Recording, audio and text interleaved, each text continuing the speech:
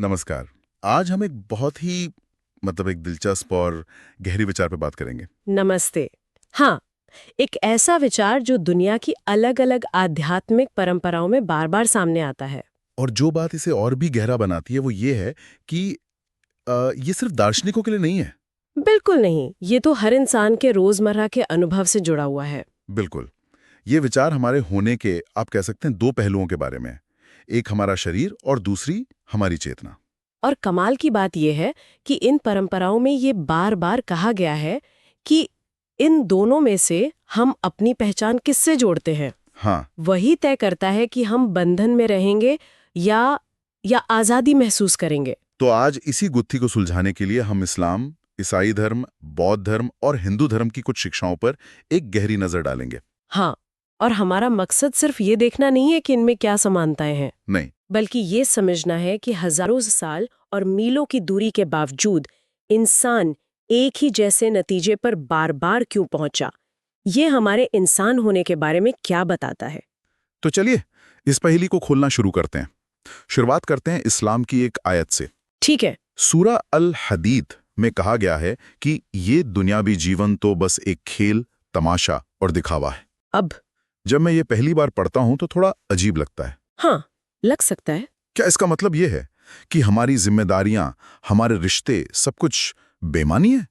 ये तो बड़ा निराशाजनक लग सकता है। ये एक बहुत आम गलतफहमी है असल में। यहाँ खेल या नाटक का मतलब व्यर्थ या बेकार नहीं है। अच्छा। इसे ऐसे समझिए कि एक बेहतरीन एक्टर अपनी भूमिका को पूरी शिद्दत और ईमानदारी से निभाता है, लेकिन पर्दे के पीछे वो ये कभी नहीं भूलता कि वो एक एक्टर है, किरदार नहीं। ये आयत हमें बस यही याद दिला रही है, अपनी भूमिका निभाओ लेकिन अपनी असली पहचान उस भूमिका में मत खो दो।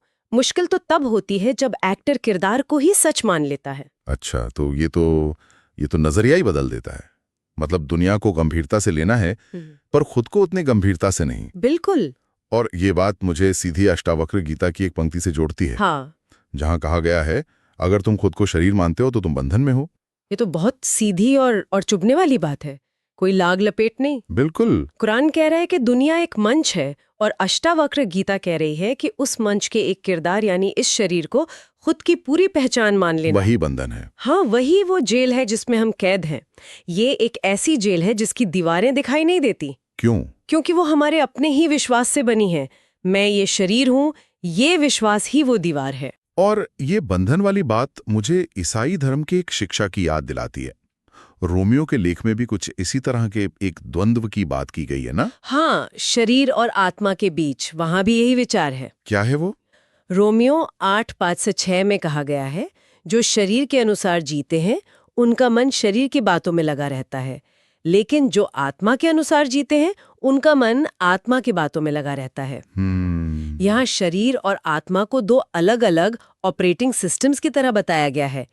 एक आपको हमेशा बाहरी इच्छाओं, डर और असुरक्षा की ओर खींचता है, और दूसरा? जबकि दूसरा आपको अंदरूनी शांति और स्थिरता की ओर ले जाता है। तो अब तक की बातचीत से ये साफ है कि ये सभी परंपराएं एक ही चेतावनी दे रही हैं हाँ, कि हम एक अदृश्य जेल में जी रहे हैं जिसकी दीवारें हमारे अपने विश्वासों से बनी हैं। कभी कभी मुझे ऐसा लगता है जैसे आप घंटों तक गाड़ी चलाने के बाद जब बाहर निकलते हैं तो एक पल के लिए ऐसा महसूस होता है कि आप अभी भी चल रहे हैं। हाँ, हाँ, होता है। कि आपका शरीर उस गाड़ी का ही एक हिस्सा बन गया था। शरीर से हमारी पहचान कुछ वैसी ही है, इतनी गहरी कि हम भूल जाते हैं कि हम ड्राइवर हैं, गाड़ी नहीं। वाह, ये बहुत बढ़िया मिसाल है। हम सब उस गाड़ी से इतना घुल-मिल गए हैं कि भूल ही गए हैं कि हम उसे चला रहे हैं। तो अब सवाल ये उठता है कि अगर ये एक जेल है, तो इसकी चाबी भी होगी। जाहिर है, ये चाबी कहाँ मिलती है? हाँ, यही सबसे जरूरी सवाल है। अगर एक रास्ता बंधन की ओर जाता है तो दूसरा आजादी की ओर भी जाता होगा। बिल्कुल। चलिए इसी पर आगे बढ़ते हैं। इस्लाम में नफ्स का जिक्र आता है, जिसका मतलब है हमारा स्वयं या अहम। सूरे अश-शम्स में एक बहुत ही उम्मीद भरी बात कही गई है। निश्चित ही वो सफल हुआ जिसने अपने नफ्स को पाक किया। ये पाक करना, या जिसे तज़किया कहते हैं, इसका असल में क्या मतलब है? क्या ये खुद को सजा देने या इच्छाओं को दबाने के बारे में है? नहीं, बिल्कुल नहीं। पाक करना या जिसे तज़किया कहते हैं, उसका मतलब मैल धोना है, मिटाना नहीं। अच्छा, इसे थोड़ा और समझाइए। इसे ऐसे समझिए कि हमारा मन एक शीशे की तरह है। जब उस पर अहम, लालच और गुस्से की धूल जम जाती है तो वो चीजों को साफ साफ नहीं दिखा पाता। ठीक है। नफ्स को पाक करने का मतलब है उस धूल को धीरे धीरे साफ करना, ताकि शीशा अपनी असली प्रकृति यानी सच्चाई को जस का तस दिखा सके। ये एक सक्रिय और सचेत प्रयास है अपने अंदर की दुनिया को समझने का। तो नफ्स को पाक करना असल में दुनिया को ज्यादा साफ साफ देखने की प्रक्रिया है। और ये साफ साफ देखना मुझे सीधे बौद्ध धर्म के एक मुख्य विचार की ओर ले जाता है, अनात्मा। हाँ, बिल्कुल। धम्मपद में कहा गया है, सभी चीजें अनात्मा हैं, जो इसे समझ लेता है वो दुख से मुक्त हो जाता है। ये अनात्मा शब्द सुनने में थोड़ा भारी लगता है। क्या इसका मतलब है कि हमारे अंदर आत्मा जैसी कोई चीज है ही नहीं? ये भी एक और आम गलतफहमी है।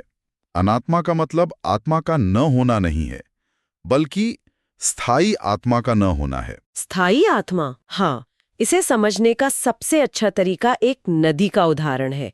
आप एक नदी को गंगा कहते हैं, लेकिन क्या उस नदी में कोई एक स्थायी ठोस गंगा है? नहीं, वो तो बस पानी का बहाव है। वो बस लगातार बहते पानी का एक प्रवाह है। बौद्ध धर्म कहता है कि हमारा शरीर, हमारी भावनाएं, हमारे विचार, सब कुछ उस नदी की तरह है। वे लगातार बदलती प्रक्रियाओं का एक समूह है। तो फिर मैं कहाँ है? उनमें कोई एक स्थायी मैं नहीं है जिसे पकड़ कर रखा जा सके। दुख तब होता है जब हम इस बहती नदी की किसी एक लहर को पकड़कर कहते हैं, ये मैं हूं। मुक्ति इस सच्चाई को देख लेने से मिलती है। यार, ये तो बहुत ही शक्तिशाली विचार है। तो एक तरफ इस्लाम शीशे को साफ करने की बात कर रहा है, हाँ, और बौद्ध धर्म नदी के बहाव को समझने की। दोनों ही एक तरह से अपनी पहचान को किसी ठोस चीज से न जोड़ने की बात कर रहे हैं। बिल्कुल। ये आजादी वाली बात मुझे ईसाई धर्म के गलातियों 5.1 की याद दिलाती है, जहां एक बहुत मजबूत बयान है। कौन सा? मसीह ने हमें स्वतंत्रता के लिए स्वतंत्र किया है। ये शरीर की दास्ता के ठीक उलट है। बिल्कुल। यहाँ स्वतंत्रता को एक ऐसी चीज की तरह बताया गया है जो हमें पहले से ही दी गई है। हमें कमानी नहीं है। नहीं, बस उसमें जीना सीखना है। ये एक मानसिक बदलाव है। ये उस एहसास की तरह है जब आपको पता चलता है कि जिस जेल के दरवाजे को आप बंद समझ रहे थे वो तो हमेशा से खुला था। आपको बस बाहर कदम रखना है। बस। और ये बाहर कदम रखने का तरीका हमें भगवद गीता में बहुत खूबसूरती से समझाया गया है। आप क्षेत्र और क्षेत्रज्ञ की बात कर रही हैं। हाँ, भगवद गीता 13:2 में कहा गया है, यह शरीर क्षेत्र है और जो इसे जानता है वह क्षेत्रज्ञ है। क्या कमाल का रूपक है ये, है ना? क्षेत्र यानी मैदान। हमारा शरीर और मन एक मैदान की तरह है जहाँ अनुभव की फसल उगती है, सुख, दुख, गुस्सा, शांति, सब कुछ। और हम क्या करते हैं? हम अक्सर खुद को उस फसल का हिस्सा मान लेते हैं, लेकिन गीता कहती है कि हमारी असली पहचान वो क्षेत्रज्ञ है, यानी वो जो उस मैदान को और उसकी फसल को जानता है, जो उसे देख रहा है, वो साक्षी चेतना। ये क्षेत्र और क्षेत्रज्ञ वाली बात बहुत दमदार है। यानी हम फिल्म के किरदार नहीं, बल्कि वो स्क्रीन है जिस पर पूरी फिल्म चल रही है। या शायद स्क्रीन भी नहीं। तो फिर क्या? हम तो दर्शक हैं जो अंधेरे में बैठकर ये सब देख रहा है। वाह। हम दर्शक हैं। गुस्सा, खुशी, दर्द, ये सब स्क्रीन पर चल रहे सीन हैं। क्षेत्रज्ञ वो है जो शांति से बैठकर ये सब देख रहा है। गीता कहती है कि अपनी पहचान उस बदलते हुए किरदार से नहीं, उस शांत दर्शक से जोड़ो। किरदार बदलेंगे, कहानी खत्म होगी, लेकिन दर्शक हमेशा रहेगा। हमेशा। तो क्या इसका मतलब ये है कि जब मैं ट्रैफिक में फंसा हुआ हूं और मुझे बहुत गुस्सा आ रहा है, तो क्षेत्रज्ञ मेरे अंदर का वो हिस्सा है जो बस ये देख रहा है कि हाँ, गुस्सा हो रहा है, बजाय इसके कि वो खुद गुस्सा बन जाए? क्या ये इसका प्रैक्टिकल मतलब है? आपने बिल्कुल सही पकड़ा। यही असली अभ्यास है। मुक्ति कोई आसमान से उतरने वाली चीज नहीं है, बल्कि हर पल में यह चुनाव करने की क्षमता है कि मैं किरदार बनूं या दर्शक। और इसी दर्शक, इसी साक्षी या क्षेत्रज्ञ के बारे में गीता आगे कहती है कि आत्मा न जन्म लेती है न मरती है। हाँ। यह उस शाश्वत, कभी न बदलने वाली चेतना की ओर इशारा है जो शरीर के बनने और बिगड़ने से प्रभावित नहीं होती। ठीक है, तो चलिए अब इन सभी धागों को एक साथ जोड़ के देखते हैं। हमने नफ्स को पाक करने, अनात्मा को समझने, आत्मा में जीने और क्षेत्रज्ञ से पहचान जोड़ने की बात की। ये शब्द और रूपक, ये सब अलग अलग हैं, लेकिन क्या ये सब एक ही दिशा में इशारा कर रहे हैं? बिल्कुल।